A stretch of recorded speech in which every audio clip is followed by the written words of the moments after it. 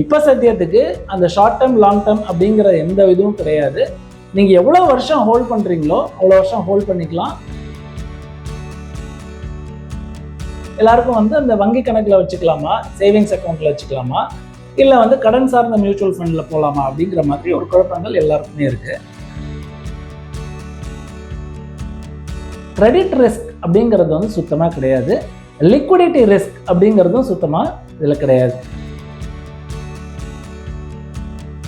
நீங்கள் இருக்கிற ஒவ்வொரு நாளுக்கும் வந்து உங்களுக்கு வட்டி வந்துட்டு இருக்கும். அதுதான் வந்து அந்த ஓவர் நைட் ஃபண்ட்ஸோட மெயின் அட்வான்டேஜ்.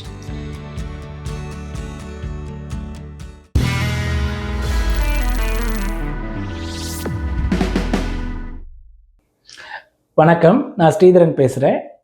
இப்போ இன்றைக்கி பார்த்தீங்கன்னா கடன் சார்ந்த மியூச்சுவல் ஃபண்ட்ஸ் அப்படிங்கிறது வந்து பார்த்தீங்கன்னா இன்றைக்கி எல்லாருக்கும் ஒரு சில ஆர்வம் வந்து ஜாஸ்தியாக இருக்குது.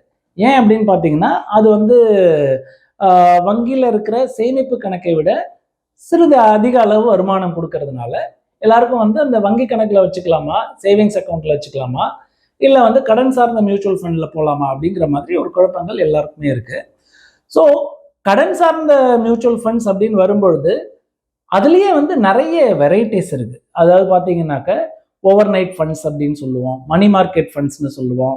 அதுக்கப்புறம் பார்த்தீங்கன்னாக்கா உங்களுக்கு வந்து medium term fund, short term fund, அதுக்கப்புறம் வந்து லாங் டேர்ம் ஃபண்ட் அப்படிங்கிற மாதிரி நிறைய. இது எல்லாம் எதை வச்சு நிர்ணயிக்கிறாங்க அப்படின்னு பார்த்தீங்கன்னா எங்கே முதலீடு பண்ணுறாங்க, எவ்வளோ கால அளவுக்கு. நீங்கள் வந்து ஃபிக்ஸ்ட் டெபாசிட்னு போனீங்கன்னாக்க அவங்க வந்து ஷார்ட் டேர்ம் ஃபிக்ஸ்ட் டெபாசிட்டா லாங் டேர்மா. அப்படியே ஷார்ட் டேர்ம் அப்படின்னு பார்த்தீங்கன்னா குறைந்தபட்சம் 30 நாள், 60 நாள், 45 நாள் அந்த மாதிரி இருக்கும். லாங் டேர்ம் அப்படின்னு பார்த்தீங்கன்னா 1 இயர், 2 இயர்ஸ், 3 இயர்ஸ் அந்த மாதிரி இருக்கும். அதே மாதிரி தான் இங்கே கடன் சார்ந்த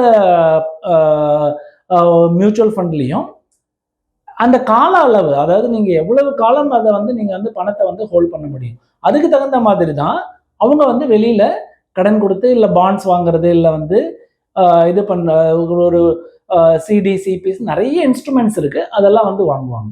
ஸோ அதனால் வந்து உங்களோட தொகை எவ்வளவு நாள் முதலீடு செய்ய போகிறீங்களோ அதுக்கு தகுந்த மாதிரி தான் வந்து இன்வெஸ்ட்மெண்ட் டிசிஷன்ஸ் வந்து ஃபண்ட் மேனேஜர் எடுப்பாங்க. அதுக்கு தகுந்த மியூச்சுவல் ஃபண்டு தான் நீங்களும் தேர்ந்தெடுக்கணும். இதில் வந்து இன்னைக்கு வந்து ஓவர் நைட் ஃபண்ட் அப்படிங்கிறது வந்து இன்னைக்கு ரொம்ப எல்லாத்தையும் வந்து பாப்புலராக எல்லாரும் அதை பற்றி நிறைய என்கொயரிஸ் ரீசன்ட் டைம்ஸில் வந்துட்டு இருக்கு. இந்த ஓவர் நைட் ஃபண்ட்ஸ்னால் என்ன அப்படிங்கிறத பற்றி பார்க்கலாம். ஸோ இந்த ஓவர் நைட் ஃபண்ட்ஸ் அப்படிங்கிறது வந்து பார்த்தீங்கன்னாக்க இது வந்து இன்டர் பேங்க் டிரான்ஸ்ஃபருக்காக ஒவ்வொரு பேங்க்லேருந்து இன்னொரு பேங்க்கு அந்த ஒரு நாளைக்காக கடன் வாங்குவாங்க. அதாவது இன்னைக்கு ஒரு பேங்க்ல வந்து ஒரு 1000 கோடி பணம் தேவை இருக்கு, ஆனால் அவங்கள்ட்ட இன்னைக்கு வந்து 1000 கோடி இல்லை அப்படின்னா இன்னொரு பேங்க்ல இருந்து அவங்க 1000 கோடி ரூபாய் வாங்கி அவங்களோட தேவைகளை வந்து பூர்த்தி பண்ணுவாங்க. அதுக்கு கடன் கொடுக்கறது தான் வந்து இந்த ஓவர் நைட் ஃபண்ட்ஸ். ஸோ இந்த ஓவர் நைட் ஃபண்ட்ஸ்ல வந்து லிக்விடிட்டி அப்படின்னு பார்த்தீங்கன்னா 1 டே, அதாவது ஒரு நாள் கடன் அப்படிங்கிறது இன்னைக்கு கொடுத்துட்டு நாளைக்கு வாங்கிடுவாங்க. ஸோ இந்த மியூச்சுவல் ஃபண்ட் மேனேஜர் வந்து என்ன பண்ணுவாங்க அப்படின்னா அதை மேனேஜ் பண்ணுறது தான் அவங்களோட வேலையாக இருக்கும். ஸோ இந்த ஓவர் நைட் ஃபண்ட்ஸில் வந்து என்ன அட்வான்டேஜ் அப்படின்னு பார்த்தீங்கன்னா இதில் வந்து கிரெடிட் ரிஸ்க் அப்படிங்கிறது வந்து சுத்தமாக கிடையாது. லிக்விடிட்டி ரிஸ்க் அப்படிங்கிறதும் சுத்தமாக இதில் கிடையாது. ஸோ இன்னைக்கு நீங்கள் போட்டுட்டு நாளைக்கு கூட நீங்கள் வந்து வித்ட்ரா பண்ணிக்கலாம். நீங்கள் அப்படி வித்ட்ரா பண்ணும் பொழுது உங்களுக்கு அந்த ஒரு நாள் இன்ட்ரெஸ்ட்டும் கிடைக்கும். இதில் இன்னொரு பெரிய அட்வான்டேஜ் என்ன அப்படின்னு பார்த்தீங்கன்னா இந்த ஓவர் நைட் ஃபண்ட்ஸ் வந்து வீக்கெண்ட்ஸ்லேயும் வந்து ஒர்க் ஆகும். அப்படிங்கிறதுனால வீக்கெண்ட்ஸ்லேயும் வந்து நீங்கள் வந்து அதாவது அந்த 2 நாள் இப்போ பெரிய கார்பரேட்லாம் இருக்குன்னா அவங்க 1000 கோடி 2000 கோடி வந்து ஃப்ரைடே அன்னைக்கு டெபாசிட் பண்ணிட்டு மண்டே அன்னைக்கு வித்ட்ரா பண்ணாங்கன்னா அவங்களுக்கு ஆக்சுவலி வந்து பார்த்தீங்கன்னா ஒரு 3 நாளோட வட்டி வரும். ஸோ அதுக்கு தான் வந்து மெயினாக வந்து அந்த ஓவர் நைட் ஃபண்ட்ஸில் வந்து முதலீடு பண்ணணும் அப்படின்னு சொல்கிறது. நீங்கள் இருக்கிற ஒவ்வொரு நாளுக்கும் வந்து உங்களுக்கு வட்டி வந்துட்டு இருக்கும். அதுதான் வந்து அந்த ஓவர் நைட் ஃபண்ட்ஸோட மெயின் அட்வான்டேஜ்.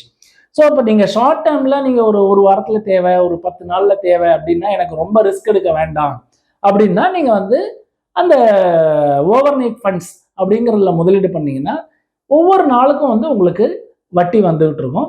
இதில் எவ்வளோ சதவீதம் வரும் அப்படின்னு பார்த்தீங்கன்னா இன்னைக்கு இருக்கிற காலகட்டத்தில் இது வந்து கிட்டத்தட்ட ஒரு 6%, ஆண்டு ஒன்றுக்கு 6% வரைக்கும் வந்து வருமானம் கொடுக்கக்கூடிய வாய்ப்புகள் இருக்கு. அதே மாதிரி அதை டே 1க்கு நீங்கள் கால்குலேட் பண்ணீங்கன்னா ஒவ்வொரு நாளுக்கும் வட்டி வர்றதுனால உங்களுக்கு இதுவாகும்.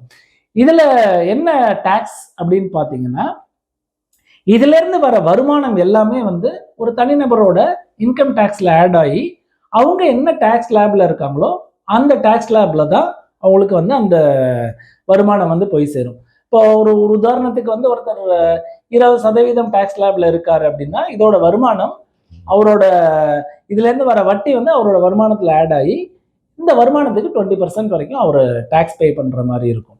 இதுவே வந்து அவங்களோட வருமானம் வந்து ஆண்டு ஒன்றிற்கு 12 லட்சம் ரூபாய் கீழே இருக்கு அப்படிங்கிற பட்சத்துல இதுல இருந்து வர வருமானம் எல்லாமே அவரோட வருமானத்துல ஆட் ஆகும். 12 லட்சத்துக்கு மிகாம இருந்ததுன்னா டாக்ஸ் அப்படிங்கிறது இதுல வராது. அதுதான் வந்து ஓவர் நைட் ஃபண்டோட மெயின் அட்வான்டேஜ். இதுல பாத்தீங்கன்னா இந்த short term capital gains, long term mutual ஃபண்டை பொறுத்த வரைக்கும் short term capital gains, long term capital gains.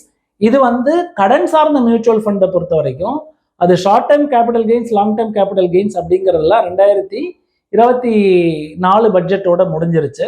So இதுல பாத்தீங்கன்னா short term, long term capital gains எல்லாமே வந்து ஒரு தனிநபரோட வருமானத்துல ஆட் ஆகி அவங்களுக்கு வந்து என்ன இன்கம் டேக்ஸ் லேப்ல இருக்காங்களோ அந்த மாதிரி தான் பே பண்ணணும். ஸோ இதனால வந்து ஷார்ட் டேர்ம் கேபிட்டல் கெயின்ஸா லாங் டேர்ம் கேபிட்டல் கெயின்ஸ் அப்படின்னு பார்த்தீங்கன்னா ஷார்ட் டேர்ம் கேபிட்டல் கெயின்ஸும் வரும். ஷார்ட் டேர்ம் கேபிட்டல் கெயின்ஸ்னா less than 3 years of holding அப்படிங்கிறது ஷார்ட் டேர்ம் கேபிட்டல் கெயின்ஸ்.